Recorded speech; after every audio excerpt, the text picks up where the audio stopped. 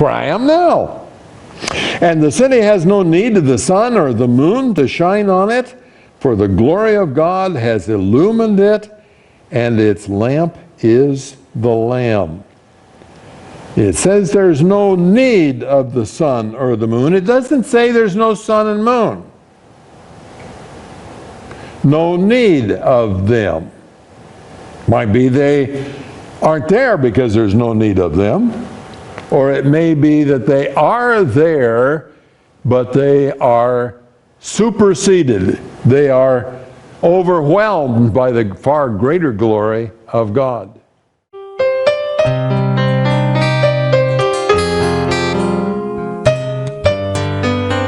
How the city functions. We have seen the city from the outside, and now we come to the city inside.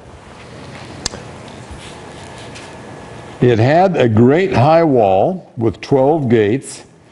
I'm reading from verse 12 from last time to bring us up to speed because it's been 4 weeks, 3 that I wasn't here.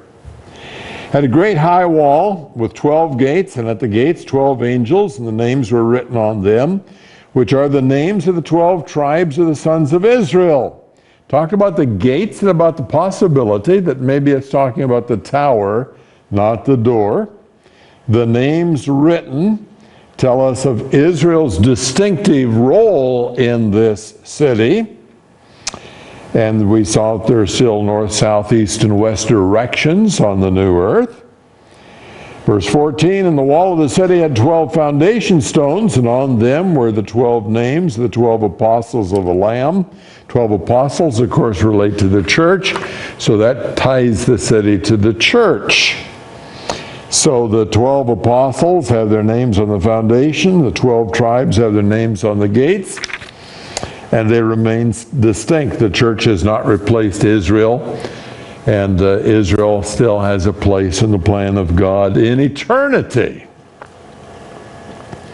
We look at the 12 foundations, and we saw that there are 2 different ideas. One is that they are layered, one on top of another. The other is that they're segmented. So there's one from top to bottom that is one jewelry, then the next of a different kind of jewelry, and so forth. Massive amount of jewels, no matter how this is constructed. Verse 15, the one who spoke with me had a gold measuring rod to measure the city, and its gates and its wall. The city is laid out as a square, and its length is as great as the width. And he measured the city with a rod, 1,500 miles. Its length and width and height are equal.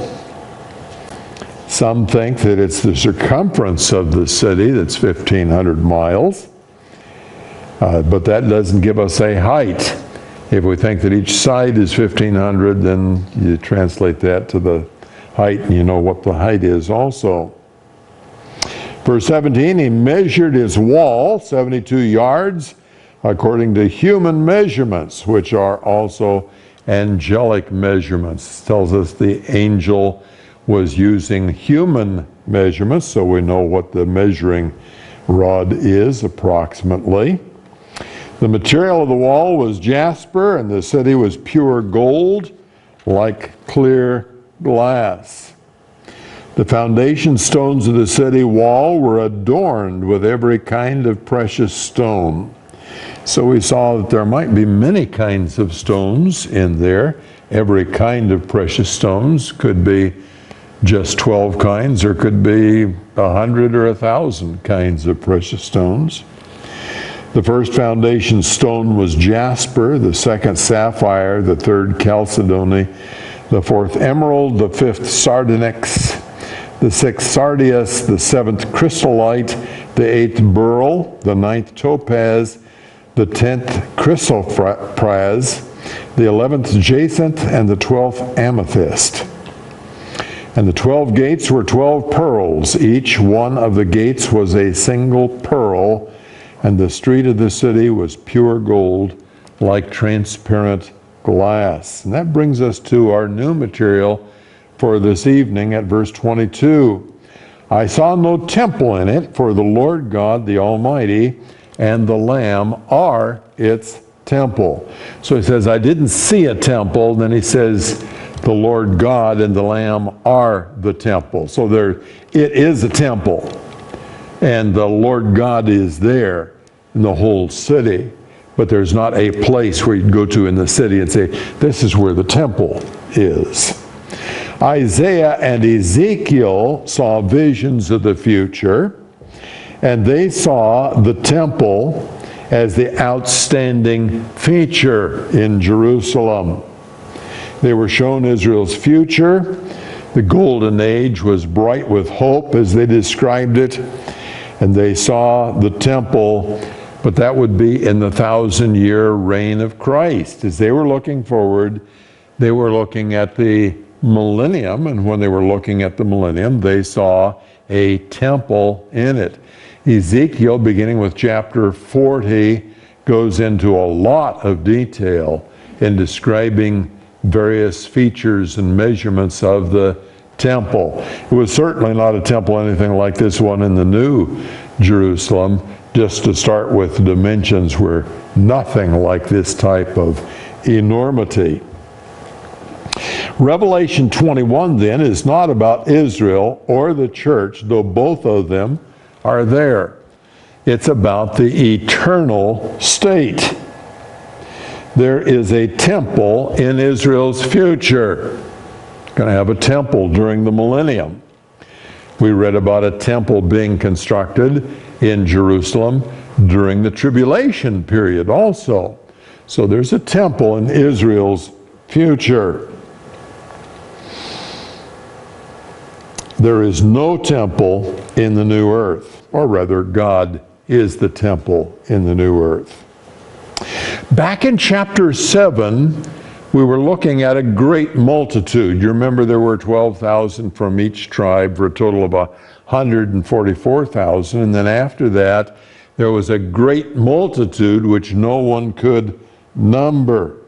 And they came out of great tribulation, and they served God day and night in his temple. So at that time, at that point, there is a day and there is a night. In the passage which we have before us, there is no night. So it's not talking about this time, it's talking about the earlier time.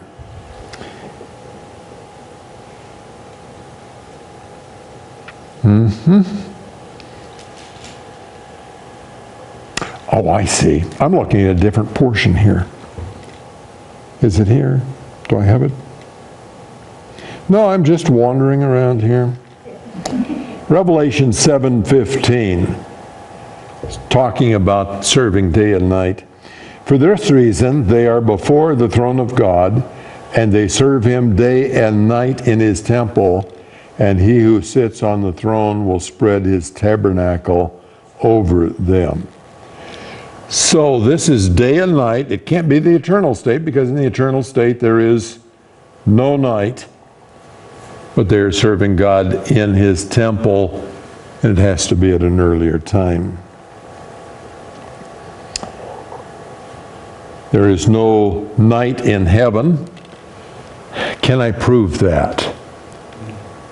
I think that I cannot prove it, but God is the light of heaven, and he never goes out. So I think that's probably a fair assumption to say there is no night in heaven. So it wouldn't be a temple in heaven. It'd have to be a temple on earth where there was day and night, and have to be during the millennium in all probability. God made himself known at the temple. The purpose of the temple in Jerusalem was as a place where God dwelt amongst his people. Now that's an anthropomorphism. It's an adaptation to our ability to think. God is not at any given spot and not at other spots. And yet he does manifest himself in a special way in the temple. And in the temple there is a Holy of Holies, and in that Holy of Holies there is a Shekinah glory. And there may have been a little light that came out around the curtain. It'd be pretty hard to seal it so there wouldn't be any. So probably the priests, when they were working the holy place, would be able to tell there was a bright light back there, but they couldn't go in and see it. And you know, of course, that only the high priest could go in, and very special things he had to do on the Day of Atonement one time a year to go in. But he was manifested there. He showed himself by this great glory. I think we're talking about the same glory being in heaven in the new earth. I think it's the Shekinah glory, and I think it's absolutely dazzling as compared to anything that we know before then. So the idea of the temple was a place where he made himself known. It was not just the glory, it was the pattern and function of all of the pieces of furniture and all of the activities that took place, first in the tabernacle and then in the temple. But God is known by his presence in the new earth. In the new earth, you don't have to have a temple to make God known. You don't have to have a holy of holies. You don't have to have a table of showbread. You don't have to have a brazen altar. In the new heaven and new earth, in the new Jerusalem, God is there amongst his people. You don't need to say, this is what God's like. You can say, there he is. He is here in our midst. This is the first access directly to God since Adam before he sinned. Adam and Eve walked with God in the garden in the cool of the evening. They sinned. God put them outside the garden and guarded the garden so that they couldn't come back in. They didn't have any access to God for fellowship at that point. The patriarchs saw God only in vision and dream. So they'd maybe sometime have a dream about God, but they didn't have access to God. We all think about Jacob's ladder. He had this vision, and there were angels going up and down on this ladder to heaven when he was in Bethel. But they didn't have direct access. When God appeared to man on Mount Sinai, it was very strict. Nobody's to touch the mountain. Moses got to go up on it, but the people down below, if they touched it, they were going to die. They did not have direct access to God. When the tabernacle was established, God showed his glory in the Holy of Holies. It was behind a thick veil. It was beyond the holy place where only priests could go in. It was after the brazen altar and the laver. It was walled off by curtains from the camp. It was surrounded by the camps of the priests and the Levites. And after that, it was surrounded by the people of Israel. It was isolated. It wasn't just openly accessible. And you remember Uzzah? U-Z-Z-A-H. I didn't remember this name. I had to look it up. I put the question into my Logos program and I couldn't find it, so I used Google, found it right away. There's something wrong about that, folks. Yeah. But Uzzah, he's the fellow who reached out to steady the ark when it was being brought back from the Philistines, and he died just like that. Didn't have access at that time. Paul was beaten by the Jews when he went back to Jerusalem because they suspected that he had brought a Gentile into the courtyard of the temple. That's how seriously they regarded that.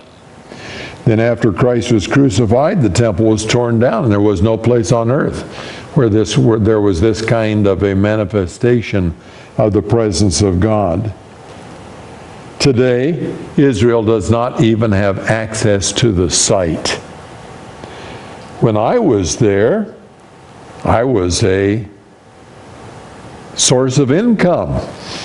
And so they would let the tourists come in, and I walked right into that mosque, the Golden Dome.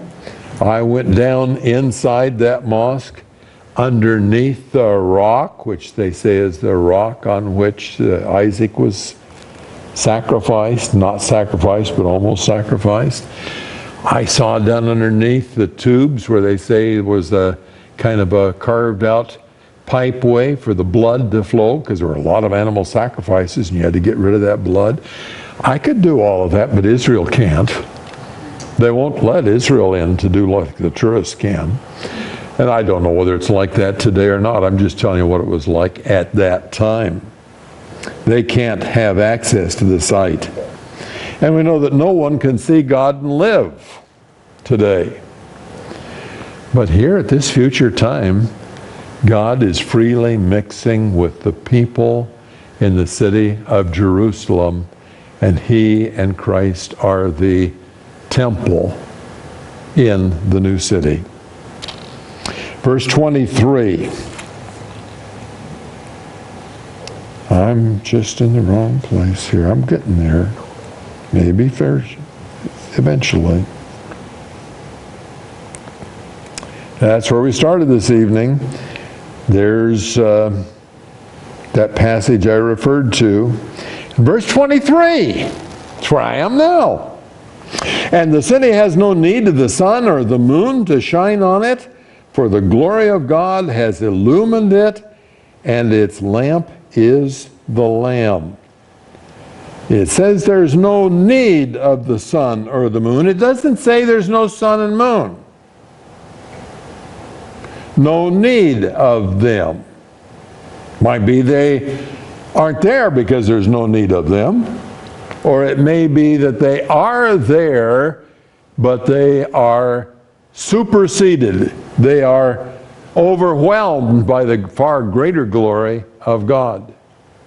In the daytime, there are stars in the sky. I've got an app for my phone, and I can point it around the sky. And it'll tell me what stars are up there, but I can't see them. Why can't I see them? The light of the sun has overwhelmed them. It's so much greater than the light of the stars. And it may be in this future day that the light of Christ, the light of God, overwhelms the light of the sun and the moon. So in that sense, there's no need of them because you've got this far greater light there. Or it may be that they aren't there at all.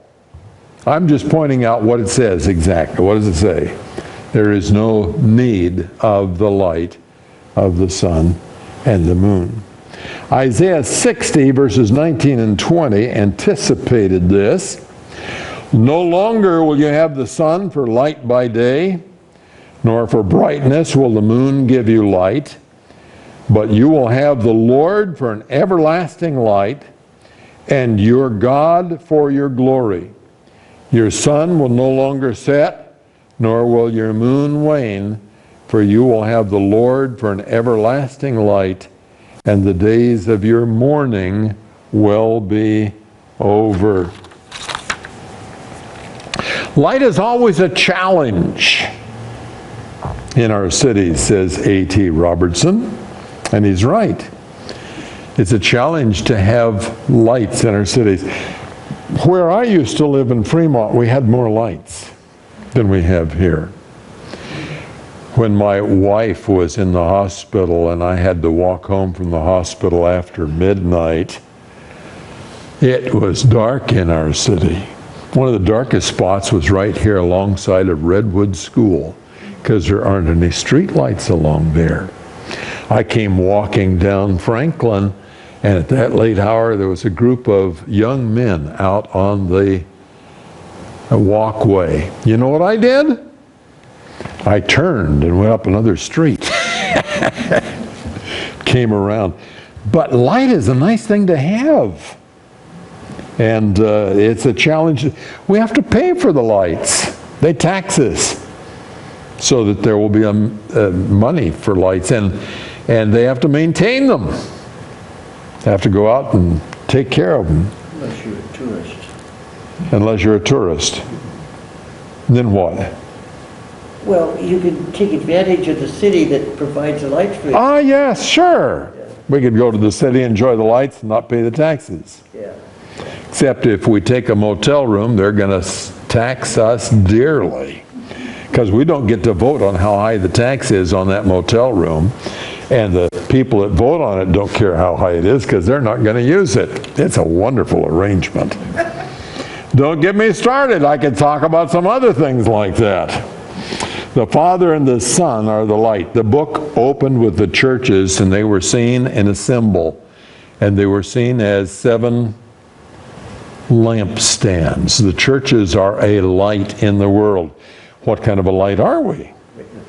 We are a light to the glory of God. We are a light to the truth of the Word.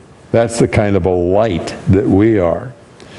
Jesus Christ is the light. He reveals God to us. He came into the world to reveal the Father. But He also is going to be the physical light of the city at this future time. Think that God was the light of the world before He was created. You've noticed, of course, that in the first thing that God created and saw that it was good, the first day, what was it? It was light. And was there a sun at that time? Did they have the stars at that time? No. I think the light was the light of God directly on the first day. Men were not here to see that, but there was light without the sun. There's going to be light without the sun in the new creation when we start over again. The Lamb is the lamp. So we know it's not just talking about spiritual light when it mentions a lamp. A lamp is for giving physical light. So it identifies this as more than just spiritual light. The city lights the nations in verse 24. The nations will walk by its light, and the kings of the earth will bring their glory into it. Now we've got some very interesting and challenging things here when we get to this. How does this work with Jerusalem always in one place and evidently quite near to the earth? How is it the light of the nations? You try to visualize that. If that were in our world today and there were a light, let's say in Jerusalem today, would we be able to see it in Fort Bragg? It's on the other side of the earth. It's a long ways away. We wouldn't be able to see that. Even if it was a brilliant light, we wouldn't be able to see that. So I don't know how this works. I know it does. It says here that it's the light of the nations. There are a couple possibilities come to my mind. One is that I don't know if the earth is round then or not. I think it probably will be, but it doesn't say that here. We could have a flat earth with this light radiating out all over. Or it could be that this light is such that it will wrap around the earth and not just operate in a straight line. Since God is omnipresent, He could be all the way around an earth and still be the source from Jerusalem. So we don't know exactly how this works out, but one way or another, it is the light of the entire world. The sun is in decline. Not declining very rapidly, but it is energy that's being used up. It's not an infinite source of energy. So over a very long period of time, eventually the sun would burn out. There wouldn't be any more. Now, the new heaven and new earth is an eternal thing. So they've got an eternal light source also, because God being the light, He is eternal. He has neither beginning nor end. And so there will not be any problem so far as the energy continuing indefinitely. Then in verse 23 and 24, John moves from prophecy to fulfillment. Verse 23, he uses a past tense, has illumined. And in verse 24, he says the nations will walk, a future tense. So has illumined, he's talking about what he saw. In his vision of this new earth, he saw they illumined the nations. But as we get to verse 24, the nations will walk by its light, and the kings of the earth will bring their glory into it. He's moved into the future. Just a little transition there. In verse 25, we see that the gates are never closed. In the daytime, for there will be no night there, its gates will never be closed. What were gates used for? The enemy. Keep out the enemy, keep out the bad guys at night, or during a time of siege. And why don't you close the gates in the New Jerusalem? No enemy. They're all gone. There is the gates are on the lake of fire. Don't need any gates on Jerusalem. I like that better. Got to have some gates. They're symbolic, at least, but they'll never be closed at night. God is pretty emphatic about never closed because he uses a double negative. We've talked about double negatives before. And they're used when something very emphatic is meant. And God is going to say very emphatically, their gates are never closed. That's an important thing. And it's so much different from what life is like in our life.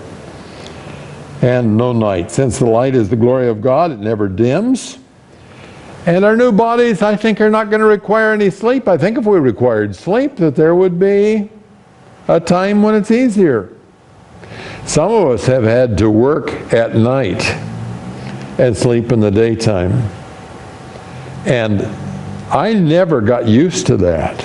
I never adjusted to sleeping when the sun's out. There were times when I thought, I'll never ever get to sleep at night again.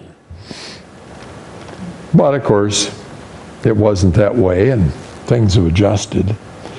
But you look at this and say, there's no night. What are we going to do? And I think that the answer has to be, there's no night because we don't need any night. Can you imagine just having energy all the time and never needing to sleep? I read in the news just this week about the common swift, a bird. You know how long it can fly without landing, and commonly, average, usually does? 10 months. 10 months. They eat, they sleep, everything they do for 10 months, they do it in the air while flying. How much of the time does your heart keep on beating? All the time, if you're alive. Yeah. So God is able to make things that don't need to stop, don't need to rest. And I think that in the new creation, in our new bodies, we just aren't going to need it. Think about how joyous it's going to be to just keep on going and not be tired. Scripture speaks of running and not growing weary. I don't think I was ever there, but I look at these youngsters and I say, well, I must have had a time when I could run for a long time before I got weary. But they get weary eventually. But I think we're going to be able to just run flat out and never grow weary. And that's why there won't have to be any night for us to rest. The glory of the nations are brought in. It says in verse 26, they will bring the glory and the honor of the nations into it. I tried to think, what's the glory and the honor of the nations? What do nations glory in? What things are glorious to them? It seems to me that nations get their glory from the special gifts that God has given to them. One land has been given something that other lands don't have, or that they don't have as much of, and that becomes the glory of that land. And that was kind of an important thing in the prophecies. In Isaiah chapter 60, verses 3 through 11, it's a long passage, so it'll take a few screens here to go through it. Nations will come to your light, and kings to the brightness of your rising. Lift up your eyes round about and see. They all gather together. They come to you. Your sons will come from afar, and your daughters will be carried in the arms. Then you will see and be radiant, and your heart will thrill and rejoice, because the abundance of the sea will be turned to you. The wealth of the nations will come to you. A multitude of camels will cover you, the young camels of Midian and Ephah. All those from Sheba will come. They will bring gold and frankincense. They will bear good news of the praises of the Lord. All the flocks of Kedar will be gathered together to you. The rams of Nebaioth will minister to you. They will go up with acceptance on my altar, and I shall glorify my glorious house. Who are these who fly like a cloud and like the doves to their lattices? Surely the coastlands will wait for me, and the ships of Tarshish will come first to bring your sons from afar, their silver and their gold with them, for the name of the Lord your God and your Holy One of Israel, and for the Holy One of Israel, because he has glorified you. Foreigners will build up your walls, and their kings will minister to you. For in my wrath I struck you, and in my favor I have had compassion on you. Your gates will be open continually. They will not be closed day or night, so that men may bring to you the wealth of the nations, with their kings led in procession. I just use that to illustrate the glory of the nations. It talks about some of the things that they are bringing in this passage. It would appear that this passage is at least primarily talking about the millennium. There won't be any need for nations to bring their sons to the city in the new Jerusalem. They will already be citizens in the city. So that doesn't fit with this particular time, but it does illustrate that the glories of the nations are the kinds of resources that they have that God has given them. These are nations of the new, there are nations on the new earth, we see here. We do retain some nationality, perhaps. Maybe people who are German will be German still. Maybe people who are English will be English still, and so forth. That's one possibility. Or maybe there are some new national divisions in the new heavens and the new earth. There are nations. And these nations trouble the experts. Dr. Robert L. Thomas identifies 10 different ideas about these nations. The problem these scholars have is, why are these nations not already in the city? Why are they not citizens in the city? Why are they nations coming and bringing things to the city? So how do we identify, how would there be any such nations? That's the problem that people are facing. And here come the explanations. In that first explanation, nations that attacked Jerusalem at the end of the millennium. They joined Satan's rebellion, and they were banned from the city, and therefore that's why they're nations on the outside and not on the inside. What's wrong with that explanation? All those nations have already ended up in the lake of fire, therefore they're not there to be these nations. Number two, nations that followed the Lamb and resisted the beast. So this idea is they followed the Lamb, they resisted the beast, and therefore they're in this new world, but why aren't they in the city? That doesn't answer the question that these scholars are asking. Why are they not in the city? The third idea is that they're nations aligned with Israel, but not Jewish. They were aligned, they were affiliated, they agreed with Israel, but they were not Jewish. These kings took over when the evil kings were killed. They're identified with Israel, but they are not among those that are citizens of the city. But why shouldn't they be? Doesn't really solve the problem. Why should they be excluded from the city? Fourth idea, new nation saved through the influence of Jerusalem. So this new Jerusalem is influencing the whole world, and these nations, they were not saved, but they get saved, and so they're now bringing all their wealth to Jerusalem. What's wrong with that one? How did they ever get into the new heaven and the new earth? Everybody that wasn't saved went to the great white throne judgment, and they were cast into the lake of fire. So how could they be here to be the nations that way? Fifth explanation, nations that resisted sin and are in the book of life but not saved before the old creation ended. So they were resisting sin, but they weren't saved. They were kind of working on it, you see. My wife is already shaking her head no. But they didn't get saved, but their names were in the book of life. So they made it into the new creation, and they're just not into the city yet. And that won't fly either, will it?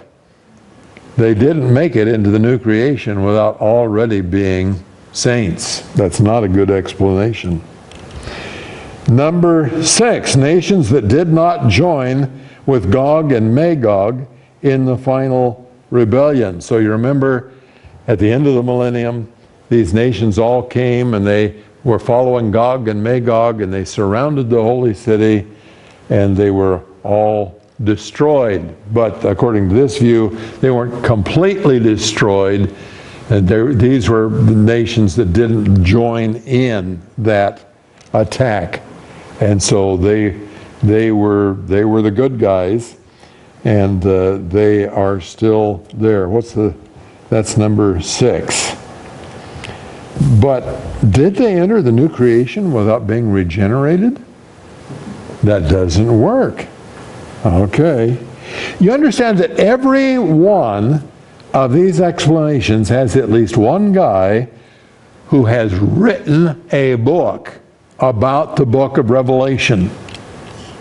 Every one of these theories comes from a published student of the Word of God. And here I'm standing in front of a group of people that can all tell that they ain't right. And they wouldn't even use the word ain't. Number 7, nations of people not saved before the great white throne. They got to the great white throne, they weren't saved yet, but now they are saved, but they just didn't make it into the new city. If they made it to the great white throne, everybody there got thrown into the lake of fire. Okay. Number 8, figurative nations to show that the knowledge of God is universal. These aren't real nations at all. We're just talking about nations because we're trying to express the fact that the whole world is filled with the knowledge of God. And so we've got these figurative ideas about nations. That doesn't answer the question. So we're gonna skip over that one. Number 9, nations of saved people who are not part of the church or Israel. But they don't have as much right to be citizens as folks who are part of the church or Israel. Why aren't they included? Why aren't they in the city? They're saved people. They made it into the eternal state, but they weren't Jewish and they weren't Israel, therefore they don't make it in.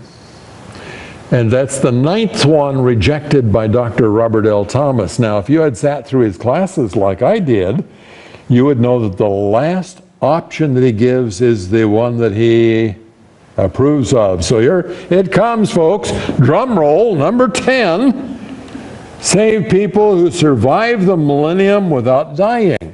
There are going to be some people at the end of the millennium that haven't died. They haven't entered into resurrection bodies, and all the citizens of the city are folks that have died and been resurrected, and they're in the city as resurrected, but these are not resurrected. Therefore, they're in the nations around the world, but not in the city.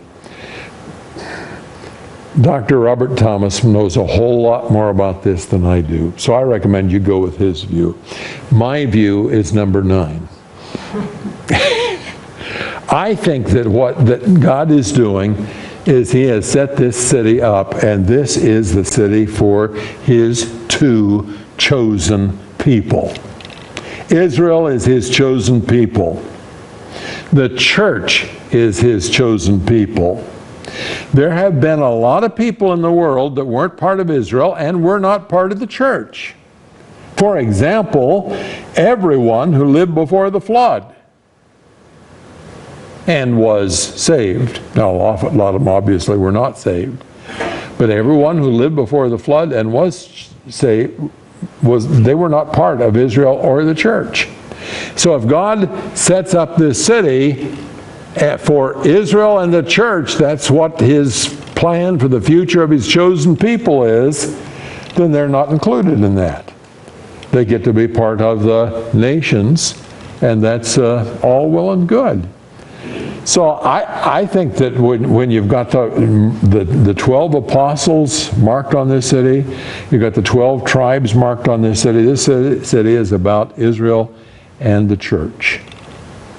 And I think that all these nations that are outside are people that just weren't in Israel or the church. You think they're complaining? They're in the new heaven and the new earth, and they are enjoying it. Thank you very much. Not a problem. We don't have a problem with God being sovereign. Let him do it any way he likes to, just so long as we get to be inside. We're good with that. I don't think there's going to be a problem with that. So that's the way I think it is. The glory and honor that's brought to the city, I think it's things like aluminum, cattle, fish, gold, gems, iron, lead, lumber, marble, oil, rubber, spices, wheat. Different nations have different things. They're bringing their glory. When it was the first fruits in Israel, they bring their offerings. What were they bringing? They were bringing the very best. And I think that's what these nations are doing. They're bringing the very best to be used and consumed by the people who live in the city. It's God's provision for his people. In a way, America's kind of in that place today, isn't it? Don't we get kind of the best of all of the nations brought to us? People complain about we're such a small percentage of the total population. We consume such a large part of the resources of the world. And that's certainly true. We do consume a whole lot more than most nations. But I think it's a pretty good illustration of what God's going to do in having the glory and honor of the nations brought into this city, where he has his chosen people all gathered together, being blessed by the abundance of the new earth. Verse 27, after verse 26, they will bring the glory and honor of the nations into it. And nothing unclean, and no one who practices abomination and lying shall ever come into it. And that's where we have another double negative. Doesn't come across very well in the English, but we have it in the Greek. But only those whose names are written in the Lamb's book of life. And shall not enter into her, double negative, everything unclean. Now it says nothing unclean, but the Greek says everything unclean. It's saying nothing unclean, but it doesn't use those words. It says absolutely everything unclean shall not ever enter into this city. Good translation, nothing unclean, and no one who practices abomination and lying. And I don't know whether you profit very much from me telling you that or not, but I find it interesting to know how God expressed things and a little bit difference in the way that our English Bibles are translated, so I just kind of lay those out once in a while so you can know something about the original text. Satan used to have access to heaven, didn't he? No more.